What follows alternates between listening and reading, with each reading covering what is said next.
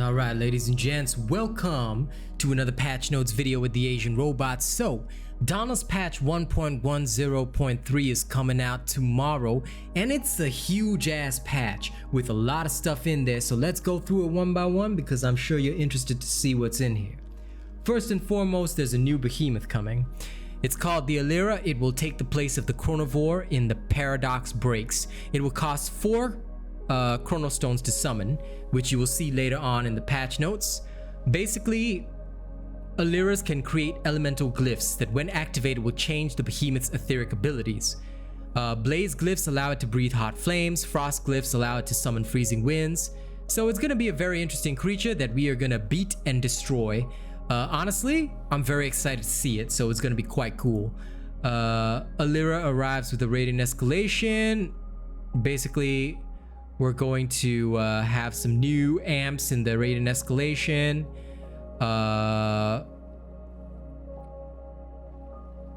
And let me see. It's gonna have its own gear as well, which does look pretty fly. No pun intended. But anyway, the radiant escalation also comes tomorrow, so you can definitely check that out. We will of course be doing it during the night event. We will be doing the radiant escalation as well as killing off the Alira and farming its entire armor set. The parts from the new behemoth will craft the glyph weaver weapons and the spellbound armor set. The unique effect is that on lantern use, you will spawn a glyph that charges after 3 seconds based on your active glyph type. Once charged, the glyph will break when a behemoth makes contact. So it's going to be very interesting. The red glyph will deal 1,500 radiant damage in a radius, whereas the blue glyph will grant 150 stacking shields to all slayers in a large radius. Shield expires after 25 seconds. So it's a little bit like the Frost Wolf, but instead of dealing damage over time, it deals damage in one explosion, which is going to be very interesting because it brings a new dimension to the Bastion style. So that is going to be played around with. Once we get our hands on it, it will create a more aggressive Bastion style. I personally believe that. It would also be very useful in No Fear of Death builds to replace the Chronovoir, if I'm perfectly frank with that. So I'm very much looking forward to seeing this one in action. I think it's going to be quite cool. New perk, the Invigorated mobility cell can now be obtained from cores or by fusing cells at the middleman. The Spellbound Hood and Spellbound Gauntlets crafted with Alira parts also grant this perk. Okay, so while below 50% of your maximum stamina, you gain a large boost to movement speed, which could be very interesting. But honestly, I don't see much room in builds for something that's a utility cell. It's mostly about movement, so it might be really strong with Tempest to boost the damage of the Tempest dash, which would benefit strongly from movement speed, but I don't see much use of it outside of that, you know? So it's gonna be interesting for sure, but I just don't know how much use it's gonna be. I guess we'll see. I guess we'll test it out.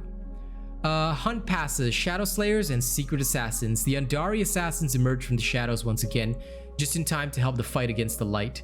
Shadow Slayers brings brand new rewards, while Secret Assassins contains returning rewards originally available in Hidden Blades 2019. Okay. The Return to Light Surge, we're gonna have some new stuff in the vault. Heroic Escalation, crowning achievement. There is gonna be a Radiant Escalation crown, so look forward to that. Once you conquer all 6 heroic escalations and acquire each crown, you will get access to the legendary crown of many colors, a magical rainbow crown, I think, or so I've heard. So that's going to be interesting. There's a new Trials Lantern skin, so you can grab that and store. The Chronovoir will now have its own banner and sigil by reaching level 25 in the Radiant Escalation. Those of you who have the Chronoslayer event pass and have already unlocked the Chronoslayer's armor, the cosmetic armor will remain unlocked for you. But, you know, those who have already unlocked it by doing the pass will already have it, but it can no longer be unlocked. So now you got to reach escalation level 25 to get the Chronovore's alternate set.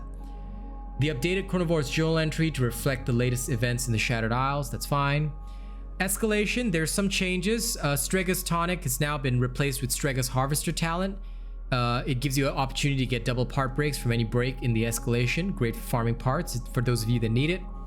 Elemental variants can now appear in escalations outside of their own element, so that's going to be pretty cool. The planar voyage modifier has been changed. So yeah.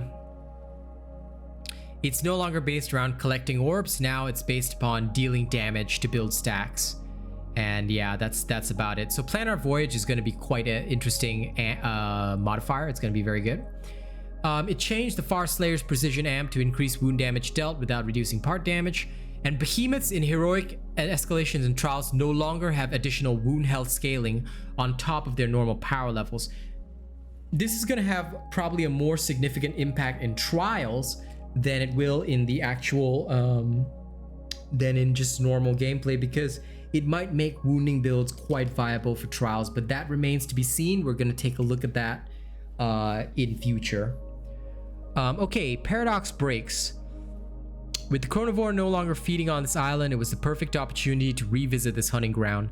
We've heard feedback on the modifiers here and how the obstacles to hunting the Chronovoir are sometimes too great for it to feel fun. The island now has a new boss behemoth and a simpler way of luring it out of hiding. So behemoths on paradox breaks no longer spawn with elder spikes or primal pylons. They will still, however, drop 1 chronostone. With 4 chronostones, you can summon the Alira, the new behemoth being added, and that will be how you get Alira's parts. So we're going to be tackling that.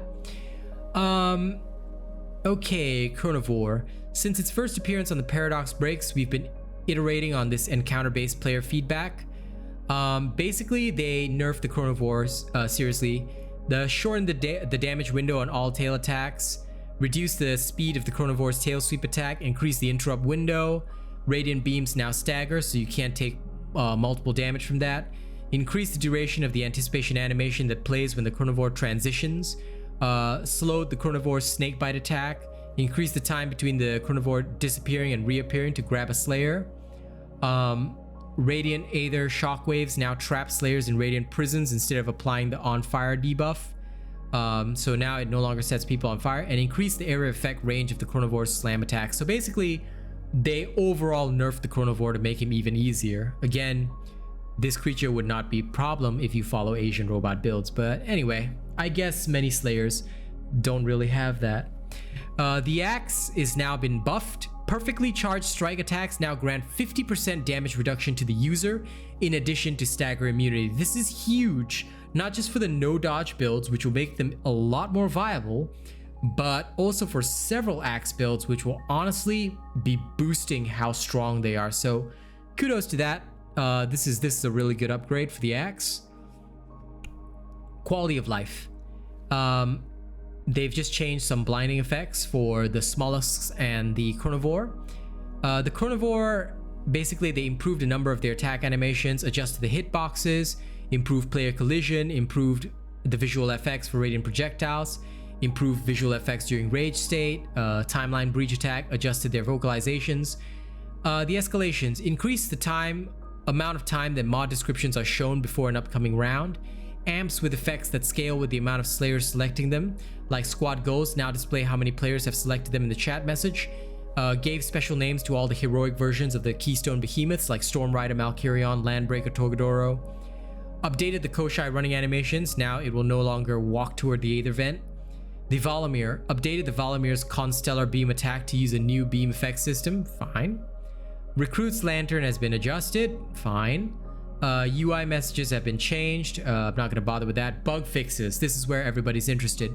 Fixed an issue where the Chronovore's body would incorrectly receive part damage. Fixed an issue where the Chronovore's glowing eye effect would be misplaced during its rage state. Malkirion. Fixed an issue where Malkirion's mastery cards didn't unlock properly. Fair enough. Thrax.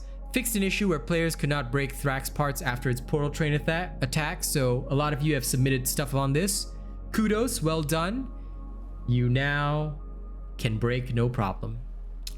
Gameplay. Icy Grave modifier now targets players who are chilled since frozen status no longer exists. Clarified the description of the unique effect for Hellion weapons. It now refers to blaze status buildup instead of major blaze damage. So you're not getting extra blaze damage, you're just getting blaze status buildup. Okay. Clarified the Bastion Omnicell description to correctly state it gains a chance to gain shields when dealing damage, not when taking it. Okay. Fixed an issue where weekly challenges appear to have reset. Fixed an issue where objectives that ask Slayer to collect his items would not complete. Bounty names run outside their box. Fixed an issue where breaking Skarn's rock shields wouldn't progress objectives properly. There's a typo there. Fixed an issue where objectives had incorrect strings. Fixed various text issues. Okay. Ramsgate, players will not be able to claim their daily reward. Okay, it's done. Hunting grounds, fixed an issue where lesser behemoths could spawn in Aether Surge Island event. Fixed an issue where phalanx could spawn weaker than intended. Okay. Environment, fixed an issue where broken trees had the incorrect texture. No more party trees. Okay, let's hope this fix actually happens this time. Fixed an issue where some environment textures would appear as solid black. Okay. Can no longer fall through sand piles. Performance on paradox breaks. Fixed an issue where behemoths would spawn in strange places. Fixed an issue where Aether Charge music would not play correctly. Okay. Monstrous Horns helm skin no longer makes player appear bald. Valkyrion's crown once again displays the correct icon. Marauder's coat would clip. Okay. First Slayer helm displays correct icon. Rarity for some cosmetic types. Okay, and the rest is just UI changes. All right, that's about it. So ladies and gents, this is gonna be a big patch. I'm actually hyped for once because this actually looks like a good patch.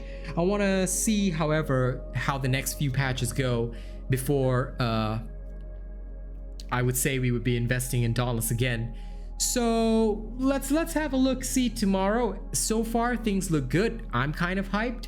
I hope you get hyped for this. It's gonna be a good patch. Let's hope it is, and I hope that all the bugs will be fixed. So let's get into it. Thank you very much for watching this video. Don't forget to like, share, and subscribe if you like my content, and if you want to support the channel, drop a tip via the link in the description of the video. Send super thanks on YouTube. You can join as a channel member, gaining access to various perks, or come by the streams and drop super chats. We appreciate any of that. Thank you very much, and here's our Throne of Honor, Death Dawning 982 plus Ultra member, code 187, Prestige, Rogue Assassin, Prestige, Drago, Joshua Moritz, Old Mr. Cream Buff, Jerry Fast, Logan Schwartz, Titorius Venom, The Forgotten, Nate the Great, Zach NFG, all Prestige. Thank you guys so much. And here's love to May's top supporters: Bravo7910, Kazman to my lovely girl, Zavi Zumaki, Drago, The Mighty Xeno, Big Juicy 97, Death Dawning 982, Old Mr. Cream Puff, code 187, I'm a Boxhead, Darius Laszlo, River Archer 124, Rogue Assassin, Michael Riley, and Nate the Great. You guys are amazeballs. Thank you guys so much, and I'll see you on the next video. Let's get hyped for 1.10.3. It's gonna be good.